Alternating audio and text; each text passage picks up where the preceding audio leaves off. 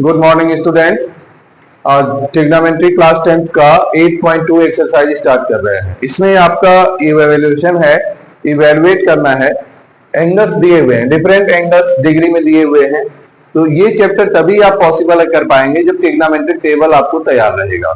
तो जैसा कि मैंने पहले ही बोला था कि आप लोग ट्रिग्नोमेट्रिक टेबल तैयार रखिएगा, नेक्स्ट सेशन में वही हम स्टार्ट करेंगे। तो ट्रिग्नोमेट्रिक टेबल के वगैरह पॉसिबल नहीं। अगर याद नहीं है तो अभी तो वैल्यू मैं बता रहा हूँ, करा रहा हूँ, देख लीजिए। लेकिन अगर इसके बाद अगर याद नहीं है तो तैयार करके फिर करिएगा, क्योंकि जो है ये ट्रिग्नोमेट्रिक जो वैल्यू है याद रहना चाहिए। जैसे कुछ इंपॉर्टेंट वैल्यू भी लिख दे रहे हैं, जैसे साइन है, कॉस है, टेन है। इनसे रिलेटेड अगर आपको वैल्यू पता है तो बाकी वैल्यू आप आराम से जो है, जैसे यहाँ 30 डिग्री, यहाँ 45 डिग्री, 60 डिग्री, ये तीन वैल्यू लेते हैं। अब साइन 30 की वैल्यू क्या होती है? साइन 30 की वैल्यू होती है 1/2। कॉस 30 की होती है √3/2 और टेन 30 की होती है 1/√3। ये वैल्यू हमेशा काम आते हैं। इसी तरह से साइन 40 का 1/√2, कॉस 45 का 1/√2 और टेन 45 का 1। अब साइन 60 की बात करते हैं। साइन 60 क्या होगा? साइन 60 होगा √3/2। कॉस 60 क्या होगा? 1/2। कॉस 60 1/2 और टेन 60 √3। ये वैल्यू हमें यहाँ पर हमेशा यूज करना है, मैक्सिमम वैल्यू है। और बाकी अपोजिट इसी से फाइंड कर लेंगे। साइन का अपोजिट कॉसेक, कॉस का अपोजिट सेक, टेन का अपोजिट कॉट। तो यहाँ सॉल्व करते हैं। फर्स्ट क्वेश्चन हमारा क्या है? फर्स्ट क्वेश्चन है solve. First question, sine 60 cos 30 plus sine 30 cos 60। सिर्फ वैल्यूएशन यहाँ पर करना है, वैल्यू रखना है। साइन 60 की वैल्यू क्या होती है? √3/2। देखिए यहाँ √3/2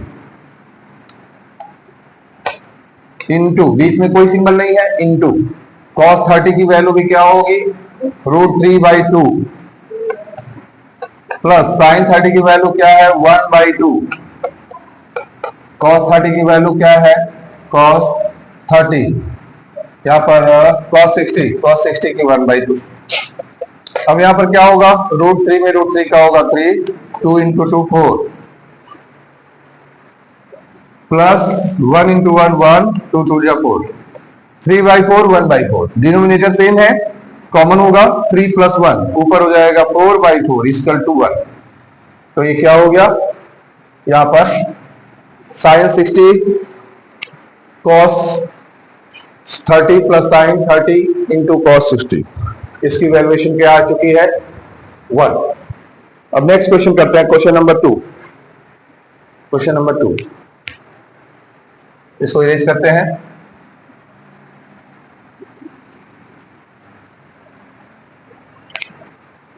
क्वेश्चन नंबर 2, 2 10 स्क्वायर 45। 2 10 45 की वैल्यू क्या है? 10 45 की वैल्यू 1 है, तो यहाँ 1 का स्क्वायर होगा। Plus cos square 30। Cos square 30 की वैल्यू क्या है? √3/2। देखिए कॉस 30 की वैल्यू क्या है? √3/2, तो √3/2 का square minus sine square 60। Sine 60 की वैल्यू क्या है? √3/2। सीधे सीधे यहाँ वैल्यू पुट करना है। 1 का स्क्वायर 1, 2 इंटू 1 2, यहाँ √3 का स्क्वायर 3 और 2 का स्क्वायर 4, 3/4 माइनस 3/4, ये आपका कैंसिल हो गया। सिर्फ यहाँ पर वैल्यू जो आई 2। तो आपका ये क्वेश्चन नंबर 1 और 2 हो चुका है। ऐसे ही क्वेश्चन नंबर 3 और 4 होगा। कुछ क्वेश्चन में रेशनलाइजेशन में मिलेंगे। अब ये करा लेंगे तो फिर बोर्ड एग्जामिनेशन के भी क्वेश्चन कैसे आते हैं वो बताएंगे आपको। ये आपका ट्रिग्नोमेट्रिक सेशन है, लंबा चलेगा, कम से कम जो है इसमें 7 और 8 सेशन आएंगे मिनिमम। तो देखिए यहाँ पर ये आपका 3rd सेशन है, इसको इरेज कर रहे हैं।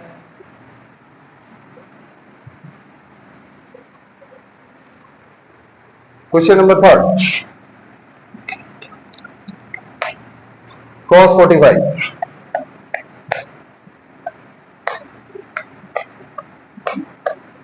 sec 30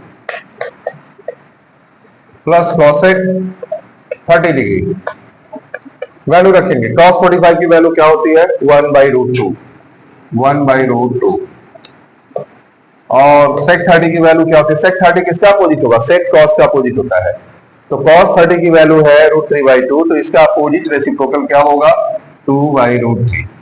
बस इतनी वैल्यू आप याद कर रहे हैं, इतने में काफी काम हो जाएगा आपका। प्लस cosec 30, cosec 30, cosec किसका रेसिप्रोकल है? sin का। sin 30 की वैल्यू क्या है? 1/2।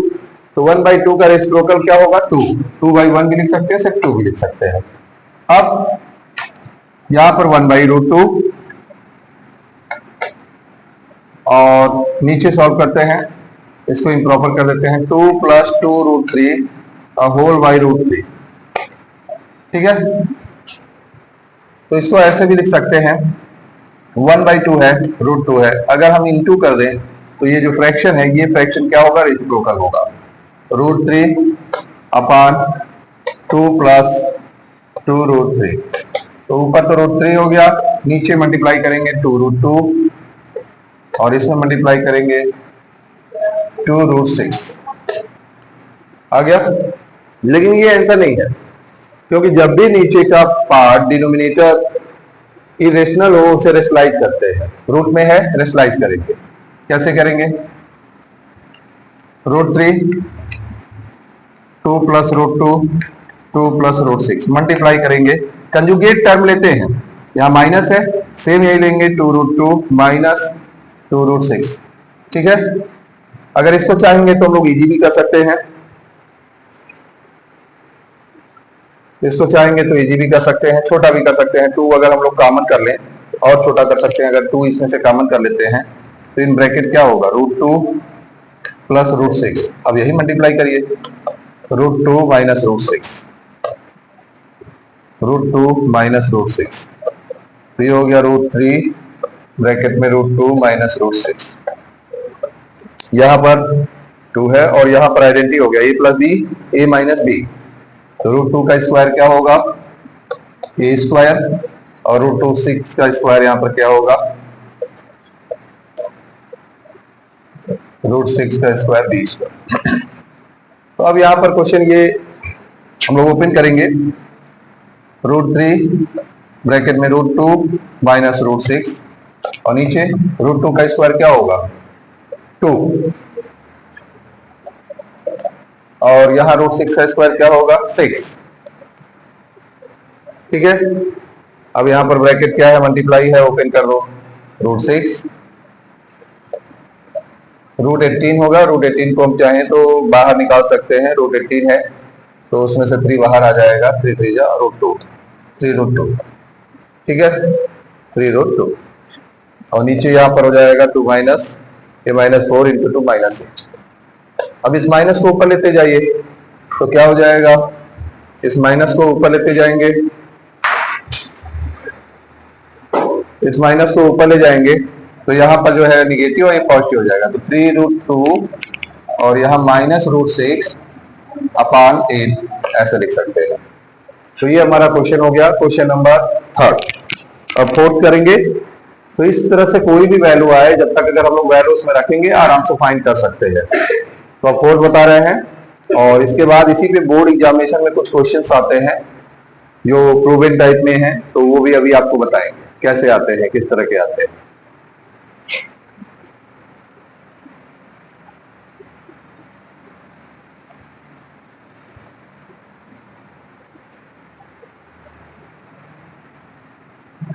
क्वेश्चन नंबर 4 बता रहे हैं आप। sin 30 plus tan 45 minus cosec 60 sec 30 cos 60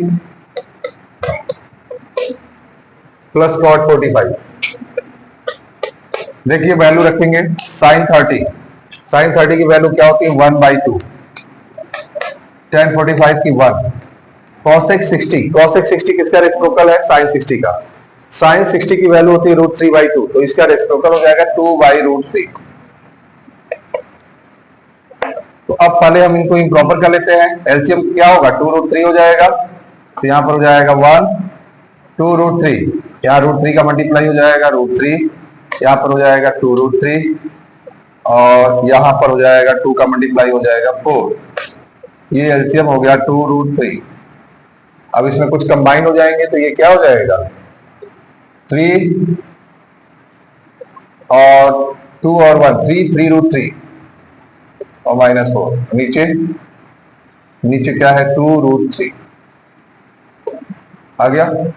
इसी तरह से नीचे sec 30 की वैल्यू क्या है, sec 30 की वैल्यू cos 30 का रेसिप्रोकल, cos 30 है √3/2, तो इसका रेसिप्रोकल हो जाएगा 2/√3 प्लस cos 60 की वैल्यू होती है 1/2।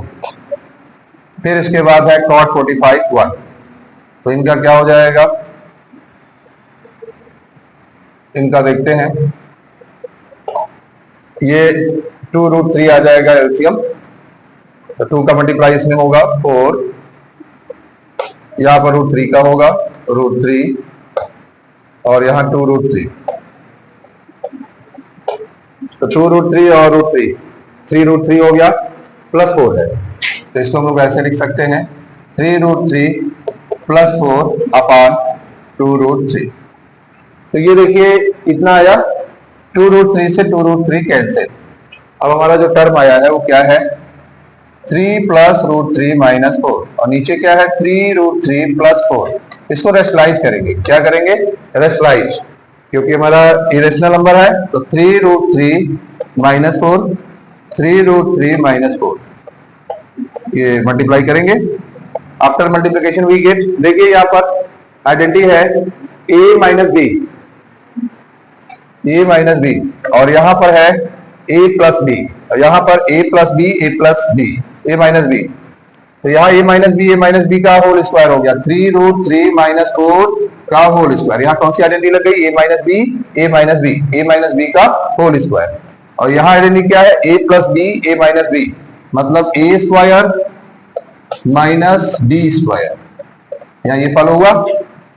अब इसका स्क्वायर क्या होगा, 3√3 का स्क्वायर हो जाएगा, 3 का स्क्वायर होगा 9 और √3 का होगा 3, 9 3 27, यहाँ हो गया 27।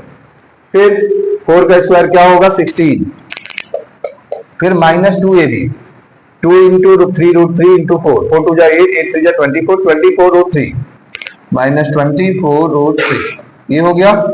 इसके बाद आगे क्या करेंगे, इसी तरह से नीचे इनका 27 और 4 का स्क्वायर हो जाएगा 16, ठीक है।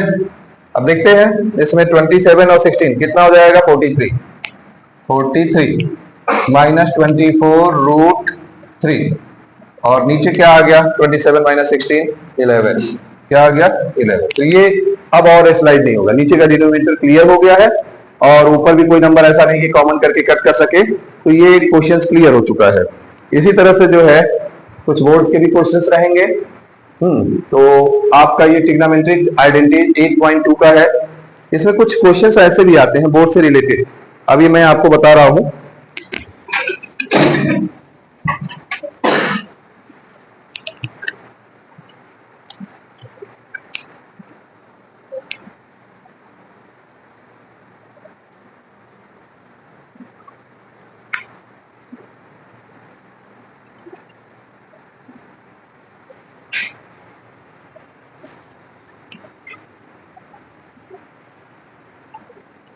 अब इसको इरेज कर देते हैं।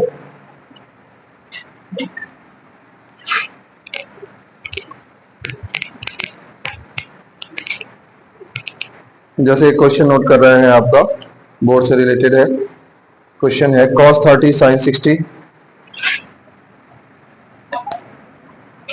cos 30 plus sin 60, cos 30 plus sin 60 अपान 1 प्लस cos 60 और प्लस sin 30, ठीक है। और एक क्वेश्चन और ले लेते हैं दूसरे वे में एनसीईआरटी का।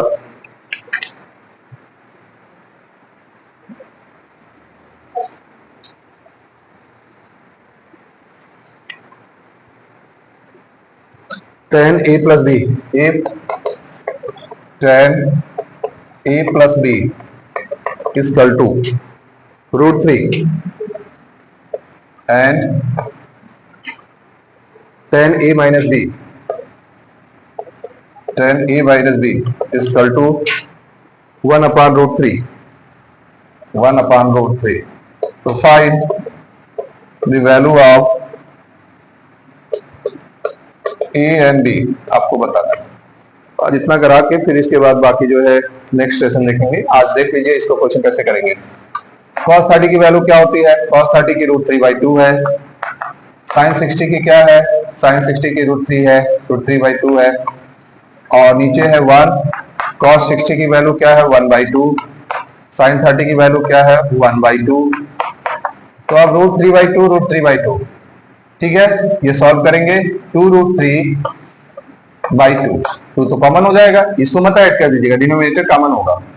यहाँ 1/2, 1/2 क्या हो गया? 1, और 1, 1 क्या हो गया? 2। अब इसको सॉल्व करेंगे। 2/√3/2 है और ये डिवाइड है, तो डिवाइड को जब हम इनटू करेंगे तो फ्रैक्शन क्या होगा? रेसिप्रोकल 1/2। तो इस 2 से हमारा ये 2 क्या हो जाएगा? कैंसिल। क्या आ रहा है? √3/2, √3/2। तो ये वैल्यू आ गई। अब एक लास्ट क्वेश्चन है, इसको करा दे रहे हैं। फिर इसके बाद आप लोगों का प्रूवन क्वेश्चंस जिस तरह के आते हैं वैसे कराएंगे, और हम लोग 1 या 2 सेशन के बाद आ जाएंगे ट्रिग्नोमेट्रिक आइडेंटिटी, जो मेन इंपॉर्टेंट है, जिसमें प्रूवन क्वेश्चन आते हैं। एक सेशन के बाद उस पर आ जाएंगे। एक सेशन और होगा इसके बाद ट्रिग्नोमेट्रिक आइडेंटिटी, उसमें ज्यादा सेशन हम लोग के चलेंगे। tan a, देखिए यहाँ पर क्या है? tan a plus b is equal to √3। तो tan 30 √3 किसकी वैल्यू होती है? tan √3 की वैल्यू क्या होती है? 60 डिग्री। यहाँ लिख सकते हैं a plus b is equal to 60। ये हो गया पहला इक्वेशन। फिर क्या है दूसरा? tan a minus b is equal to 1/√3। 1/√3 की वैल्यू क्या है? 30 degree. a minus b is equal to क्या हो गया? 30 डिग्री। दो इक्वेशन बन गए। अब इन दोनों इक्वेशन को एक साथ लिख लीजिए, a plus b और 60 डिग्री। पहला इक्वेशन ऐड कर लेते हैं, minus b plus b cancel, 2a is equal to 90, इसलिए a is equal to क्या होगा? 90/2 is equal to 45 डिग्री। अब 45 निकल गया, तो वैल्यू ऑफ a,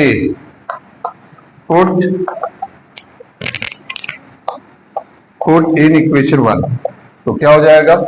a की जगह 45, b is equal to 60, b is equal to क्या हो जाएगा? 60 minus 45, 15 डिग्री। तो a का वैल्यू क्या हो गया? 45, और b का कितना आया? 15 डिग्री। तो ऐसे क्वेश्चन आप प्रैक्टिस करिए, कुछ और भी कराएंगे, एक सेशन और इस तरह के कराएंगे जिसमें sin 90 minus theta is equal to cos theta, या इस तरह के जो आइडेंटिटीज हैं वो आएंगे। उस आइडेंटिटी पे कुछ क्वेश्चन कराने के बाद हम लोग आ जाएंगे ट्रिग्नोमेट्रिक आइडेंटिटी पे। तो एक सेशन और दूर है आप ट्रिग्नोमेट्रिक आइडेंटिटी से, प्रूवन क्वेश्चन से। कोशिश करिए, प्रैक्टिस करते रहिए, और इसी के साथ साथ आप लोगों को कृष्ण जन्माष्टमी की हार्दिक शुभकामनाएं। Good day.